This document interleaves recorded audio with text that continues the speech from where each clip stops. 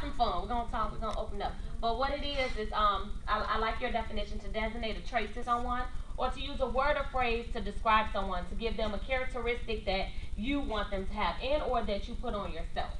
So to introduce myself, I decided to use labels to kind of go along with my story to tell you how labels affected me. As you see, I have something different about myself, which is my hands.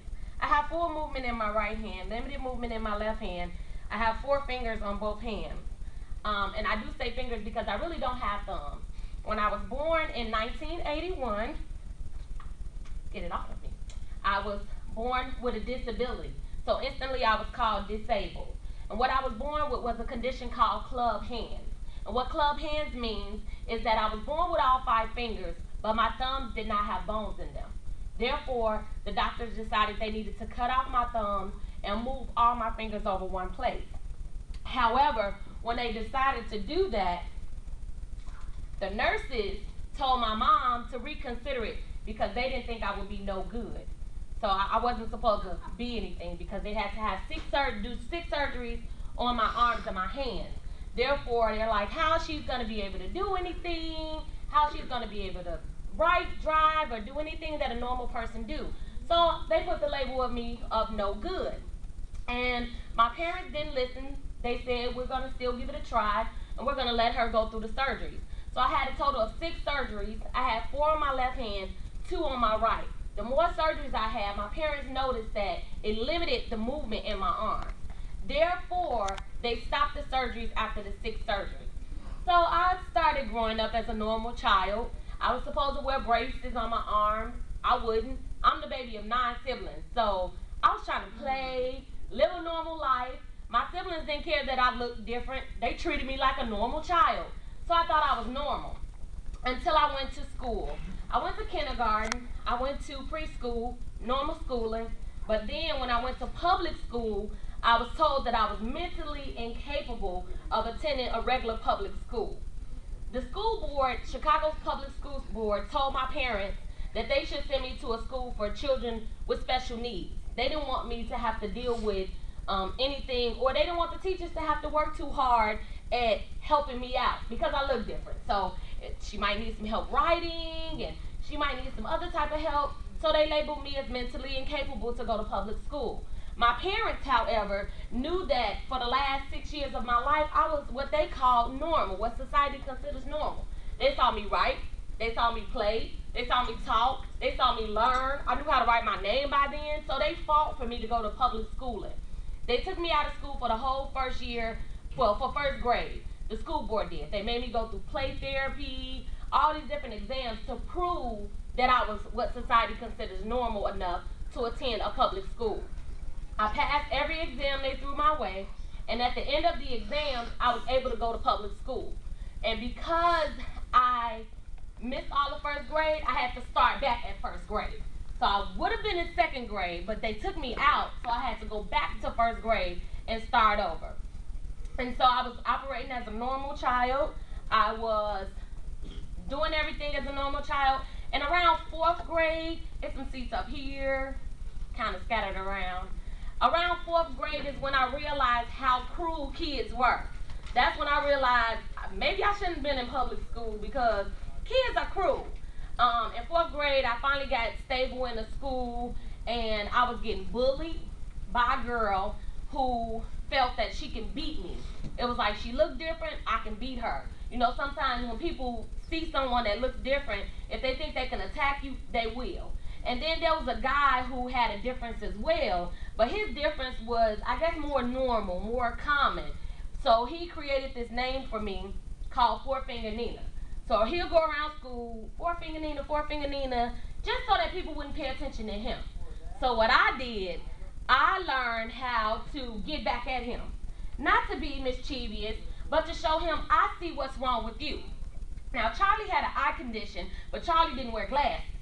So Charlie would always get people to look at me and talk about me so that nobody would look at him and talk about him. So once I realized what he was doing, for a whole week straight, I practiced. And on Friday, as soon as I got in the lunchroom and he said, Four Finger Nina, I said, "For I had Charlie." And right after that, he left me alone. because then he couldn't make people laugh at me because I turned it on him. And so they like, she got you. Y'all know how kids are. She got you, she got you. So he stopped saying it, and it gave other people a chance to say, wow, she's gonna start paying attention. For the girl that kept picking on me, I stood up to her too. Just because I look different don't mean I can't defend myself. And all I had to do was hit her one time and she left me alone. I wasn't a fighter. I didn't believe that you had to fight to solve anything, but I'm not a fool either. You gotta kind of protect yourself sometimes. And all it took for me to do was that one time and she left me alone. That kind of showed me that people put labels on you and they talk about you and they pick on you because they don't want nobody paying attention to them or picking on them. So they'll take the direction off of themselves and put it on you. So I went to school. As time progressed, I started living what kind of seemed like a normal life, whereas people started accepting me more. They started noticing, oh, she regular. I used to laugh at that sentence like, what am I supposed to be? Irregular? What is that? But people would always, come up with different things to look at me or say or think or question. So, I was a normal kid. So I started joining cheerleading teams just to show people and myself that I could do anything I wanted to do. In Chicago, Morgan Park High School was the city champs when I attended that school. And everybody's like, you're not going to make that team. You're not going to make that team. Well, I made the team, and we stayed city champs while I was on the team. And so I was real skinny. I was 99 pounds, I wouldn't gain no weight because I was also in ROTC. Because that's something else. People like, you ain't going to be able to do no push-ups and stuff like that. So instead of gym, I took ROTC. And I became Captain S5, one of the highest ranks my senior year. So I was doing everything. I was on a rifle team, color guard team, drill team. I was twirling things. Give me 1 second. Remember your question, though. I was doing everything. So I stayed what everyone called skinny. And so what they said, girl, you 18 years old. You still too thin to win. And you couldn't satisfy people. So that was the label that they get. You gonna break. The wind gonna break you. And, people would always make all these type of jokes.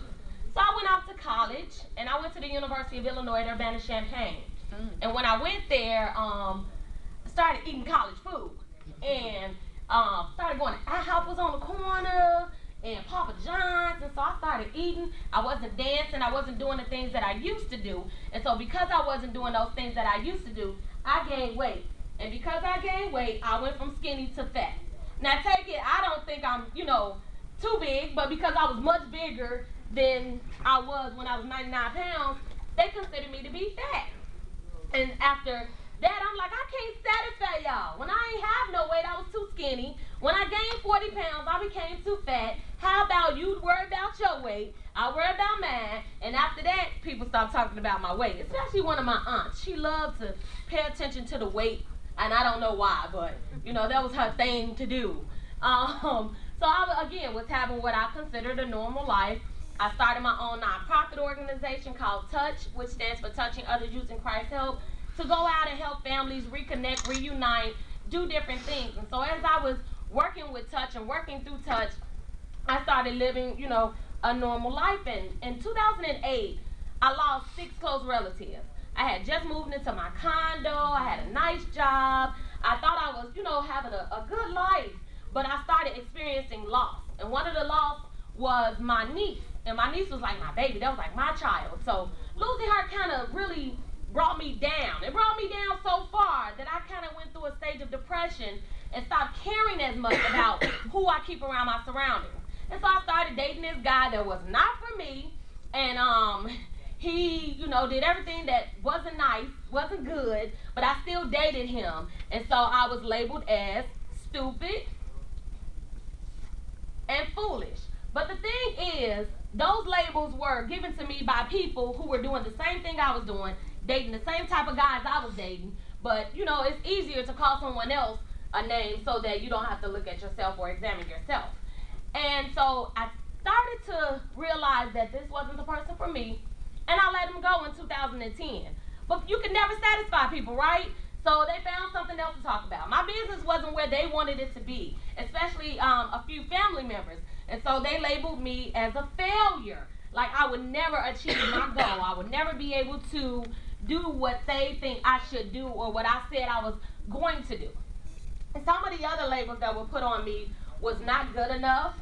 Like, who are you? You don't look like a CEO. who's gonna call you their boss? Who's gonna look at you as somebody's boss? You need to go work for someone and just do that and settle. I was labeled as different. Of course, if you look different, and my disability, my difference, I don't even call it a disability because I drive a regular car with no special accommodations. I cook, I clap. I told you I used to be a cheerleader. Now I'm a cheerleading coach, and I've led my team to be city champs as well. I do everything people think I cannot do with my hands. My little hands even hit hard. When I always tell people, when kids are around me, I always tell them, you can't use the word can't. You can't use the word can't. And I always tell their parents, if they say can't around me, I'm going to hit their hand. And one of the girls said, Mama Nina's hands hurt. Them little hands hurt. And so, I don't put limits on myself anymore because of the labels that other people give me.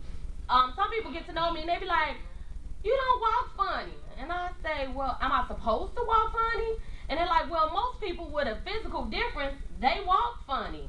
And I was like, well, God didn't hurt my legs, so I don't know. If you want me to walk funny around you, I will, just to make you feel better, but I don't have to. And I was also called nappy-headed at a point in time. I didn't want to do perms for a while, and I was called nappy-head. That didn't bother me, but that's just another label that was placed upon me. Alien. This was one of the funny ones. People were like, girl, you got them hands, you an alien.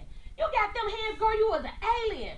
The newest one was a Smurf. I didn't even realize that Smurfs only have 4 fingers until someone called me a Smurf. And I had to go watch the Smurfs just to see. Like, why are you calling me a Smurf? And then once I realized Smurfs only got 4 fingers, I said, oh, okay, well, whatever.